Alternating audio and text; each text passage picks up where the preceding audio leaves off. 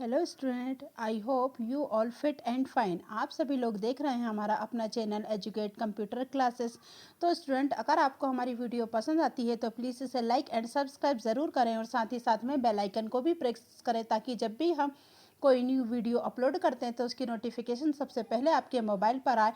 तो स्टूडेंट, आज हम हमारे इस चैनल में आपको कोविड वायरस के बारे में निबंध को लिखना सिखाएंगे जो आजकल हमारे क्लास 10th 11th और 12th के एग्ज़ाम पेपर में आ रहा है। आज हमारा देश कोरोना की लड़ाई लड़ रहा है, इस वजह से हमारे स्टूडेंट को निबंध लिखने के लिए कहा जाता है कि आप कोरोना के ऊपर निबंध लिखिए। तो उस निबंध को कैसे लिखेंगे स्टूडेंट लोग, इसके लिए हम लेकर आए हैं आज आपके लिए कोरोना वायरस का निबंध कैसे लिखा जाता है।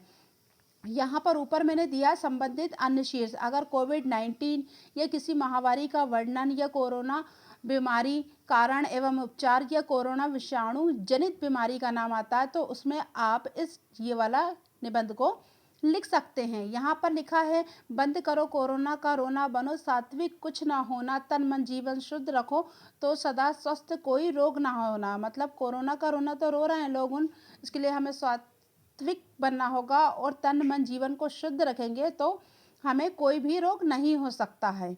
फिर इसके आगे हमने विस्तृत रूपरेखा में प्रस्तावना, कोरोना का उद्गम, कोरोना विषाणु है क्या, ये कैसे फैलता है, बीमारी के लक्षण, बचाव के उपचार, कोरोना वायरस का संक्रमण हो जाए तब, और उपसंहार जैसी चीज़ों को बताए हैं। यहाँ पर सबसे पहले की हमारी हेडिंग होगी कि प्रस्तावना में हम बताएंगे कि यहाँ पर लिखा है कि कोरोना एक विषाणु का नाम है। यह एक विषाणु जनित बीमारी है जिसके कुछ प्रकार मानवों के लिए खतरनाक है। यह एक ऐसी बीमारी है जो सीधे तौर पर श्वसन तंत्र को प्रभावित करती है और पीड़ित व्यक्ति को सांस लेने में अत्यधिक कष्ट होता है। इस बीमारी की भयावहता का अनुमान इस बात से ही लगाया जा सकता है कि संसार के सारे देश इसकी चपेट में आ चुके हैं। ये महाशक्तियाँ जैसे अमेरिका, चीन, फ्रांस, ब्रिटेन, इटली, रूस इत्यादि में भी शामिल है। इसके दुष्परिणामों के आगे नतमस्तक है। विश्व स्वास्थ्य संगठन WHO इसे महामारी घोषित कर चुका है। संक्रमित रोग होने के कारण ये संक्रमित व्यक्ति के संपर्क में आने वाले अन्य स्वस्थ व्यक्तियों के मध्य तेजी से फैलता है। अन्य महामारियों की तुलना में इस महामारी ने मानव जीवन पर अत्यधिक गहरा आघात किया है। इसका मतलब है कि हमारा जो कोरोना एक विषाणु का नाम है, मतलब एक वायरस का नाम है। ये विषाणु जनित बीमारी है, मतलब वायरस की बीमारी है जिससे कुछ प्रकार मानव के लिए खतरनाक भी है। मतलब जो विषाणु है वो बहुत टाइप के होते हैं, पर जो कोरोना नाम का विषाणु है ये मानव के लिए खतरनाक है। यह एक ऐसी बीमारी है जो सीधे सीधे क्या श्वसन तंत्र को प्रभावित करती है, जिससे व्यक्ति को क्या होता है, सांस लेने में अत्यधिक कठिनाई होती है। इसको हमारे भारत देश में ही नहीं बल्कि और बाहर के देशों जैसे अमेरिका, चीन, फ्रांस, ब्रिटेन, इटली, रूस इत्यादि में भी इस बीमारी के आगे ये लोग नतमस्तक हो गए हैं और विश्व स्वास्थ्य संगठन WHO ने इसे महामारी घोषित भी कर चुका है। संक्रमित रोग होने के कारण ये संक्रमित व्यक्ति के संपर्क में आने से ही तेजी से फैलता है, जिसके कारण मानव जीवन पर अत्यधिक गहरा आघात हुआ है। जैसे कि आप लोग पता है आप लोगों की कि इससे पहले भी कुछ 2-1 सालों से हमारे देश में जब से कोरोना वायरस आया है तब से कितने जनजीवन को कितनी हानि हुई है। अगला है हमारा कोरोना का उद्गम। कोरोना एक प्राणघातक रोग है और इसका बचाव ही इसकी एकमात्र दवा है। अतः अब इसका कोई प्रभावी टीका अथवा दवा विकसित नहीं हो सकी है। ये रोग चीन के वुहान शहर के वर्ष 2019 के दिसंबर माह में प्रारंभ हुआ और देखते ही देखते पूरे विश्व में तेजी से फैल गया। विश्व के सभी महाद्वीपों में इसमें करोड़ों की संख्या में लोगों को अपनी चपेट में ले लिया है और लाखों की संख्या में लोग काल कवलित हो गए हैं। चीन से शुरुआत होने के कारण इसका नाम चाइना वायरस भी पड़ा और इसे कोविड-19 के नाम से भी जाना जाता है। मतलब कोरोना का उद्गम, मतलब कोरोना कहाँ से आया है, तो कोरोना एक प्राणघातक रोग है।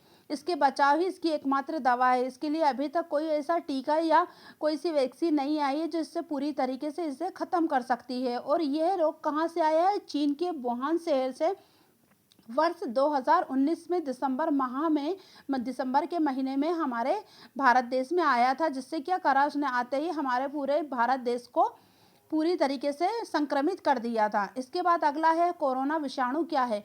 कोरोना वायरस एक सूक्ष्म लेकिन प्रभावी वायरस है। कोरोना वायरस मानव के बाल की तुलना में 900 गुना छोटा है। कोरोना वायरस कोविड का संबंध वायरस के ऐसे परिवार से है जिसके संक्रमण से जुकाम से लेकर सांस लेने की तकलीफ जैसी समस्या हो सकती है। इसके संक्रमण के फलस्वरूप बुखार, जुकाम, सांस लेने में तकलीफ, नाक बहना और गले में खराश जैसी समस्याएं उत्पन्न होती है। ये वायरस एक व्यक्ति से दूसरे व्यक्ति में फैलता है, इसलिए इसे बहुत सावधानी बरतनी चाहिए। कोरोना वायरस क्या है? ये अति सूक्ष्म मतलब बहुत छोटा ही वायरस है जो हमारे बाल से 900 गुना छोटा है, लेकिन ये बहुत तेज़ी से काम करता है।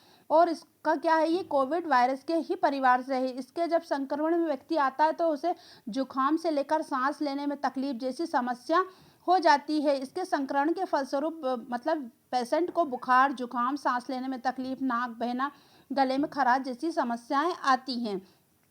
ये एक दूसरे से फैलता है, इसके लिए हमें बहुत सावधानी बरतनी चाहिए। फिर अगला है इसमें कैसे फैलता है कोरोना? यह एक संक्रमित रोग है जो पीड़ित व्यक्ति द्वारा खांसने एवं छींकने पर गिरने वाली बूंदों के माध्यम से दूसरे व्यक्तियों में फैलता है।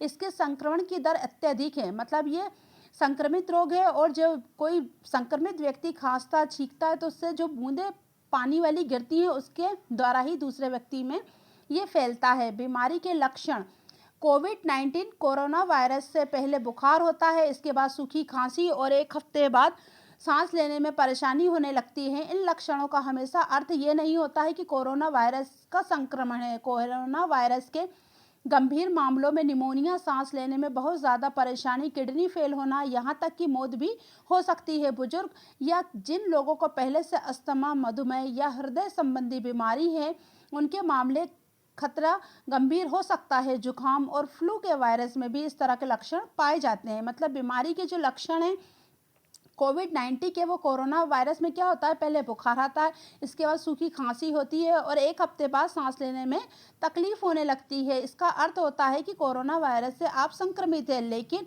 कोरोना वायरस से क्या होता है, कुछ लोगों को अगर पहले से भी सर्दी जुकाम होता है तो कोई ज़रूरी नहीं है कि उन्हें भी कोरोना हो। इसमें क्या होता है कि जो बड़े लोग हैं जिन्हें अस्थमा, मधुमेह या हृदय की कोई बीमारी है, उनके लिए ये इसमें कोरोना का खतरा उन्हें ज़्यादा बढ़ जाता है। फिर अगला है इसमें बचाव के उपाय। विश्व स्वास्थ्य संगठन एवं स्वास्थ्य मंत्रालय ने कोरोना वायरस से बचाव के लिए कई निर्देश जारी किए हैं। इसके अनुसार कोरोना से बचने का सबसे अच्छा उपाय है कि सभी स्वयं की देखभाल करें। आप जितना ज़्यादा खुद को सुरक्षित करेंगे उतना ही कम कोरोना की संभावना रहेगी। यह पाया गया है कि जिनकी रोग प्रतिरोधक क्षमता अच्छी है वो कोरोना को आसानी से हरा सकता है। इसलिए अपने खान पान पर विशेष ध्यान दें। इसके अलावा और कुछ भी बचाव है जिनका सबको पालन करना चाहिए। मतलब अगर हमें कोरोना से बचाव करना है तो उसके लिए हमें खुद अपनी देखभाल करनी चाहिए और जितने आप अपने आप को सुरक्षित रखेंगे उतना ही कोरोना से आप सुरक्षित रह पाएंगे। ये जितना रोग प्रतिरोधक क्षमता अच्छी है वो कोरोना को आसानी से हरा सकता है। इसके लिए खान पान पर हमें विशेष ध्यान देना चाहिए और कुछ नियमों का पालन करना चाहिए जो यहाँ पर मैं बता रही हूँ इसके आगे, कि जैसे नंबर फर्स्ट पे हमेशा कोई बाहरी वस्तु छूने के बाद अवश्य हाथ धोएं और सैनिटाइजर का उपयोग करें। नंबर सेकंड पर साबुन से हाथ को कम से कम 30 सेकंड तक अच्छे से अवश्य धोएं। लोगों से 5 से 6 फीट की दूरी बनाए रखें। सार्वजनिक स्थानों पर सदैव मास्क का प्रयोग करें। ज़रूरी होने पर ही घर से बाहर निकलें। बाहर से लाए हुए सामान को अच्छे से धोएं तब घर में रखें। संदिग्ध स्थितियों में खुद को दूसरों से अलग कर लें। इस दौरान कहीं भी अनावश्यक यात्रा से बचें। आँख, नाक और मुंह को छूने से बचें। ना हो तो किसी के घर जाएं और ना ही किसी को अपने घर बुलाएं।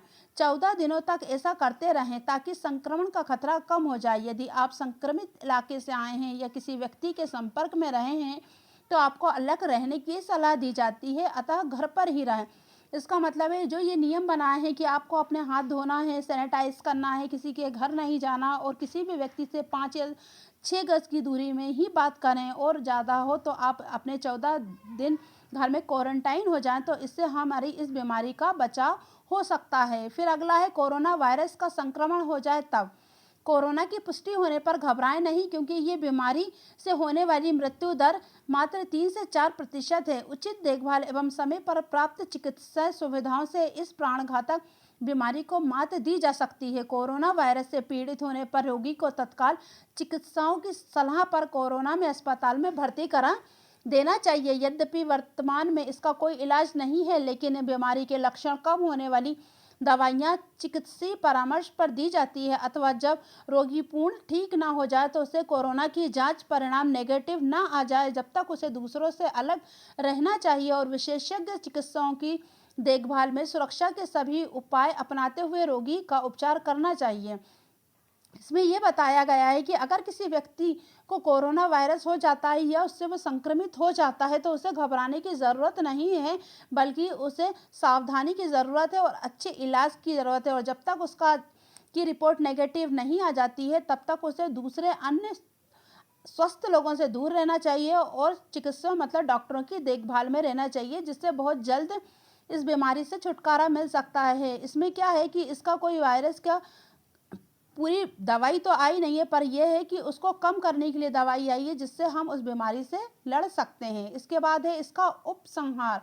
कोरोना के पूरे विश्व में करोड़ों लोग प्रभावित हो चुके हैं और लाखों जानें जा चुकी हैं। इस बीमारी ने पूरे विश्व की अर्थव्यवस्था को तहस नहस कर दिया है। लोगों से उनके परिजन छिन गए हैं। बड़ी संख्या में लोग बेरोजगार हो चुके हैं। पूरे विश्व में इस विनाशकारी महामारी से भारी तबाही मचा रखी है। पूरे विश्व की सरकारें इससे अपनी जनता को बचाने में प्रयत्नशील है। वैज्ञानिक यथाशीघ्र इस घातक बीमारी का कोई कारगर टीका, वैक्सीन खोजने में दिन रात जुटे हैं। ऐसे में हमें सतर्क रहते हुए स्वयं एवं अपने परिवार की इस बीमारी से बचाए रखना चाहिए और इसकी रोग प्रतिरोधक क्षमता को मजबूत बनाए रखना चाहिए। सतर्क रहकर इसका बचाव के उपाय अपनाकर इस बीमारी को संसार से सदा के लिए समाप्त करने की लड़ाई में अपना अमूल्य योगदान दे सकते हैं। मतलब इसका कोरोना के निबंध में इसके उपसंहार में ये बताया गया है कि कोरोना ने पूरे विश्व के करोड़ों लोग प्रभावित भी हो चुके हैं, लाखों जानें भी जा चुकी हैं और अर्थव्यवस्था भी तहस नहस हुई है, क्योंकि बीमारी के कारण लॉकडाउन लगा दिया जाता था, जिससे अर्थव्यवस्था पर भी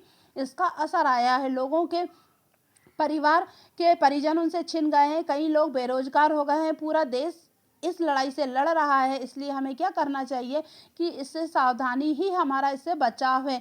वैज्ञानिक लोग इसके लिए ज़रूर वैक्सीन दिन रात खोज रहे हैं, अच्छी से अच्छी, की जिससे इस बीमारी से पूरी तरीके से लड़ा जाए। पर जब तक कि अगर इसकी सही वैक्सीन नहीं आ जाती, जब तक हम लोगों को सावधानी बरतनी चाहिए। संक्रमित लोगों से दूर रहें और सबसे पहले मास्क का यूज़ करें और सैनिटाइज का यूज़ करें और भीड़ भाड़ वाली जगहों में जाने से हमें बचना चाहिए। अगर हमें अपनी देखभाल करनी है या अपने परिवार की, तो हमें सावधानी बरतना बहुत ही अति आवश्यक है।